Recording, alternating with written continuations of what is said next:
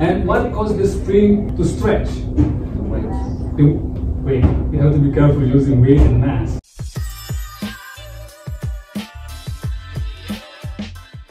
Alright, so today I'm going to introduce you to the energy lab, which is pretty simple in my opinion, because I know you guys have learned a lot about different ways of storing energy, such as kinetic energy, elastic energy, gravitational energy, what else? Thermal energy, and so on. So today what we're going to do is basically we're going to learn how to measure energy with real objects. So before we start, can anybody really quick give me a definition of energy? What is energy?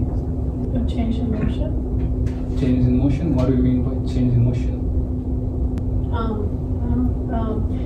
Well, this is also one part of energy.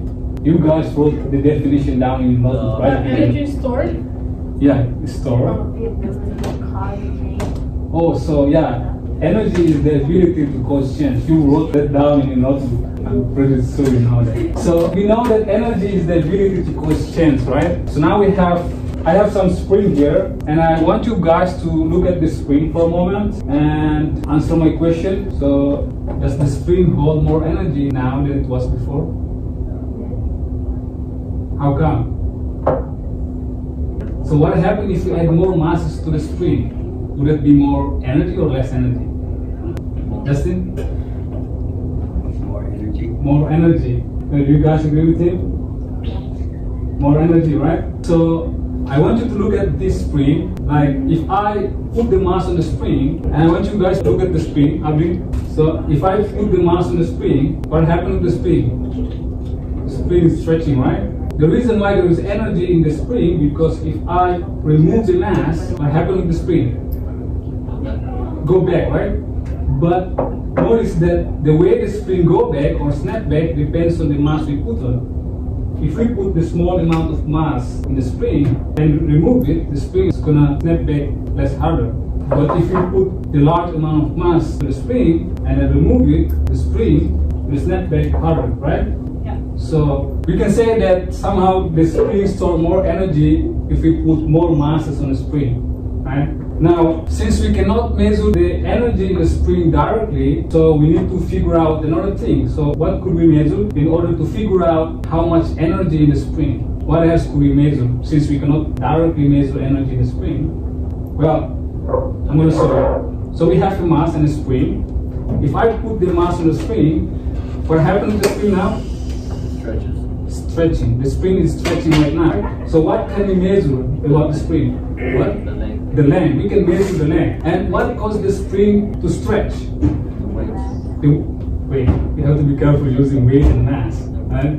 I'm going to talk about the difference between weight and mass later on, but what caused the spring to stretch? The mass. The mass, right? Since we have two variables here, like the mass and the length, right? So I'm going to write the purpose of your experiments, and I want you to take out your notebook and write the purpose down in your notebook.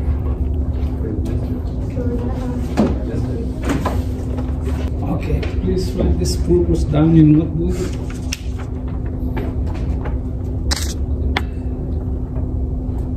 So the purpose of our lab is basically to find the relationship between force exerted on a spring and its stretch, and also to find a way to measure the energy stored in the spring. So are you guys done, right? Okay. Last time we talked about the weight and the mass. So since the purpose is the force, not mass, so is it a force or mass? That's the mass. Oh, wait. Yeah. Mass, right? Yeah. You got me, sir. This is a mass. Well, how about now? Force. Force. How come? Because there's energy stored. What? What's it called? It's doing work on that. Okay, so to give you more on that? Yeah, makes sense. So basically, if we just hang this mass or we just put the mass in this, it's not a force, right? But if we put the mass or add the mass to the spring, there's going to be a force because it's going to cause the spring to stretch. So for the definition of force is basically push or pulling. So if you push or pull something, that means force. But how do we convert the mass here to be a force? What is the unit of mass? This is gram, right?